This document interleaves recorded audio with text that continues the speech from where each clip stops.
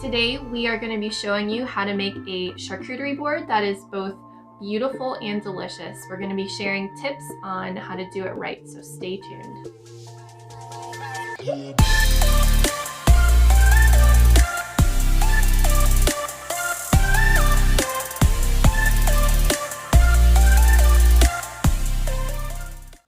Hello Corkies, welcome back to corkandjava.com. I'm Billy and this is Bryn. And we all know you're supposed to get joy and fascination from even the little things in life that most people take for granted. So here at Cork and Java, we're here to expand and enrich your experience with all of your favorite beverages through wine and coffee, reviews, and how-tos. So if that sounds interesting, if you're new here, please hit that subscribe button down below so you're notified when our future videos come out. So today, we're all about food pairings with wine. And one of the best ways and most fun ways to pair food with wine is with a charcuterie board, also known as a cheese board.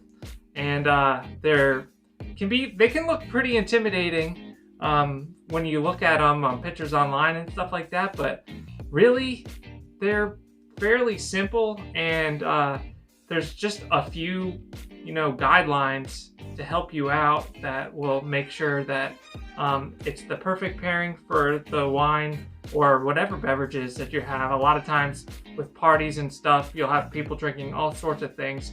So it's good to have a variety of different pairing options. But yeah, tonight we are having a Spanish wine, Garnacha. And so that's what we'll be pairing with, but we're going to be doing just an all-around, pretty neutral charcuterie board. Right. So Billy mentioned it's also called a cheese board, but that doesn't mean that you're only serving cheese with a charcuterie board. So what you want to think about is, I want to give people, whether it's you're just you and your spouse maybe at home for a date night, or if you're hosting a party, you want to give people options that is it encompasses all palates. So the main things that you want to focus on are the visual, how it looks, and the taste of everything all together. So do you want to just get right into it, or? Yeah, before we start though, I want to mention we did a review of this particular charcuterie board on our channel, so make sure you check that out. If you're reading on the blog, I'll make sure to link to our review of this 100% bamboo. Awesome. You can pick it up on Amazon for fairly cheap, and it's a great quality. It's got all sorts of different serving utensils inside, and yeah, we'll be showing you a little bit of that once we start putting things together. But I just wanted to point out that if you're looking for a nice wine and cheese board, particularly for smaller parties or for like date nights, stuff like that, where you only got a few people, I mean, this is a whole meal for 2 people. Oh yeah. And this would be good for a small party appetizer plate or a centerpiece or something like that. Mm-hmm. So yeah, let's get to some of the rules for doing a charcuterie board before we start putting it together. Okay, so cheese is obviously the focal point. That's what most people have when they want wine. They'll have some cheese because it's complementary. So one of the biggest things to do is go for different types of cheeses. So cheese is soft or hard or anything in between. So this, for example, is Brie from France. It is a soft cheese. So you could have a section of soft cheese for people who prefer something softer with their wine. Then you have semi-soft cheese, semi-hard cheese, and then hard cheese. So we have Gouda from Holland. Love Gouda. And we have Manchego from Spain. And this one is Irish cheddar cheese, an aged cheddar. So this is our semi-soft, semi-hard, and hard. Awesome. So yeah, it's a good idea to start with the cheese, and also to keep in mind what wine or beverages that you're going to be drinking before you go shopping, and that'll help you kind of pick out what the best pairings are for the drinks that you know are going to be at the event or just at home for you to choose from. Yeah, if you're having a party, obviously, get a variety of wines to serve with it too. You can do something sweeter and, whites and reds and stuff. It doesn't have to just be like the same wine for everyone. So the other main thing about charcuterie boards are the meats. Right. So I chose a Italian dry salami and a pepperoni, just because those are some of my favorites. You can also do prosciutto or any other, pretty much pork is just like your go-to. Pork is the go-to for the meats for charcuterie boards. A lot of sausages, summer sausages, stuff like that. And I really like the pepperonis, salamis, and stuff, depending on what I'm drinking with it. Me too. So should we start the assembling? Yeah, let's do it. Okay, so the way that I assemble these charcuterie boards is just by cutting everything up. I have a general idea of how I want it to look in my head. But as you can see, I started cutting the meats. I cut the salami and the pepperoni. I just started cutting the Gouda, and I'll be cutting the rest of the cheeses and just putting them in piles until I I'm ready to start assemble. to display them. Yeah. So. Yeah, and you don't have to cut them all completely.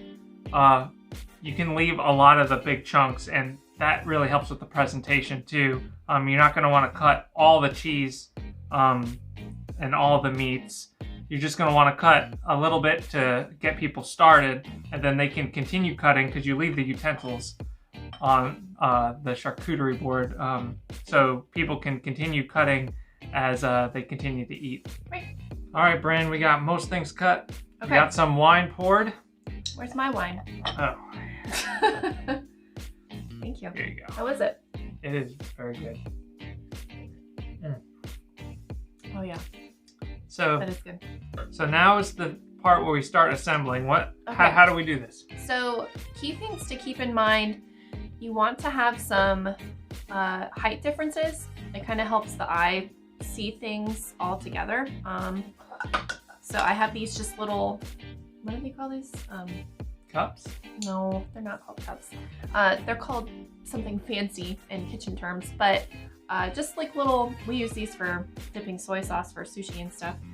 But you can we have olives, and we also have the sweet gherkins, the little pickles. I figured I would put these in the cups to kind of keep them contained, since they're kind of juicy, prevents the juices from spilling all over the cheeses and stuff. So I'm gonna place these, and then I'm putting some of this Gouda over here on the side. On your side? This because is the Gouda corner, yeah, right here. I don't have a fork, so I'm just gonna fish these out with my fingers and be super classy. So I just have some Kalamata olives.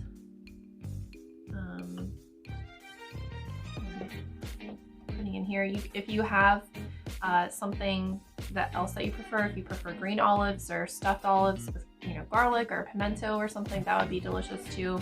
I know Billy doesn't like olives, but I love olives, and I love having something salty and sweet. So that's the other part of assembling your charcuterie board, is you want to have the salty, olives and cheeses and stuff, but you also want to have something sweet. So apples, grapes, blueberries, raspberries, those are all perfect things for a charcuterie board. Billy is just chowing down over here. Yeah, I mean, it's important that you sample your products before you put them on, just to make sure that they're safe for your guests. Right. So what I had in mind, I'm gonna move all the Irish cheddar over here. I'll get some brie cut for you. Thank you. We haven't done any brie here yet. I got a big chunk of brie. That'll look cool. And something I also like to do with different cheeses is cut them at different sizes. That kind of helps your guests differentiate between, oh, okay, a lot of the pale yellow cheeses all look the same, so it's kind of a crapshoot from what you grab sometimes. So if you can make them different sizes, that helps your guests focus in on, or your spouse or whoever, oh, this is a different kind of cheese. That's a good tip, yeah. So don't cut all your cheese cubes and stuff the same size, different sized cuts for the different types of cheese, so people know that this cheese, even though it's the same color, oh, it's cut different, it must be a different type of cheese. Right, and little pro tip, if you leave part of the cheese uncut, you can kind of use it as like dividing walls, so that helps when you're assembling too. I'm gonna move our Gouda over here. Is that too far away from you? Are you gonna be okay? I'll be okay. Okay. Yeah, I think you have one too many over here though. Oh. Yeah. Yep. There we go. All right, so I also, you can kind of get the layout of what I'm doing here. I have the meats in the middle, the salty on the edges, the cheeses all around. So what I'm gonna do is, normally I would intersperse more of the fruit around. So I'm just gonna put like a few apple wedges on each side. So we're going sweet on the outside, huh? Right. And then you have your grapes. And I have some raspberries. What about the crackers? That's gonna be coming. Crackers are an important element. It's a palate cleanser. If you're going from one wine to another wine, crackers and stuff like that is great for cleansing your palate before you go on to a new drink. And this all just, you know, you want a lot of things that brings color and visual interest Hey, here's to some, what you're creating. here's some color. Yeah, we can put that on at the end. All right, so I got this from our garden. So crackers, let's talk crackers. You want to have different types of crackers. Not everybody likes your buttery Ritz crackers. Not everybody likes your Triscuits. You know, some people think that tastes like the wicker furniture, you know, just because it's that texture. So definitely have a variety of crackers. So I'm gonna put, these are Ritz, because our kids like these. I'd put a few on the sides. Pita crackers. Here's some Triscuit. These are rosemary and olive oil flavored. I love these flavored ones. I don't know why they're so good, but they are. Yeah, they're delicious. Man, I think the best charcuterie boards are the ones where you don't even see the board at the end. Yeah, that's the idea. I mean, so you have all different kinds of crackers, all different kinds of cheeses. We have our soft, all the way up to hard, and yeah, the last little part here, you can just wedge this in nicely. A little bit of pop of color, and it Yep. smells awful. It's Awful. awesome. Oh, It's I was gonna say, I rosemary. think it smells delicious. Yeah, All right, so there you have it. full of awe. It smells. So yeah, there you have it. This is our charcuterie board. So remember, different heights bring the eye to different parts of the board. You want salty, you want sweet, you want different textures. All of this helps, you know, make the board, you know, enjoyable for everyone, essentially. Yeah, and if you want to pick up this board, it's a great board on Amazon. I'll leave a link in the description where you can pick it up. And also, like I mentioned before, on our channel, we have a review of this board. We show you how to take care of it. There's some preventative maintenance that you would want to do on this because it is all bamboo and it's going to require you to make sure you're oiling it to make sure it doesn't crack and stuff like that. So if you're looking for an awesome board with you know, the built-in utensils and the little tray, I'm not going to open it now, but it has a built-in tray that stores the utensils. Yeah, check out that link on Amazon and check out our channel for the full in-depth review of the board itself. Before we start eating, I want to know down the comment section with what are your favorite food items for a charcuterie board? What is your favorite things to snack on while you're drinking wine? Yeah, something I didn't add to our board was that a lot of people like dips, like honey mustard and pretzels and stuff like that, or nuts. People love the saltiness from the nuts too. So You know, you could always add almonds and stuff. So yeah, definitely leave a comment with what you like. There is so much room to go many different directions with this, so don't feel like you're picking something wrong or you're not doing it exactly like we did it. There's a million different ingredients and ways to make it your own and personalize it, so don't be afraid. Okay guys, well that is it. That's how to make the perfect charcuterie board. Make sure that you guys find us on Facebook, Pinterest, and Twitter. We are looking forward to seeing you guys online, so until next time, bottoms up!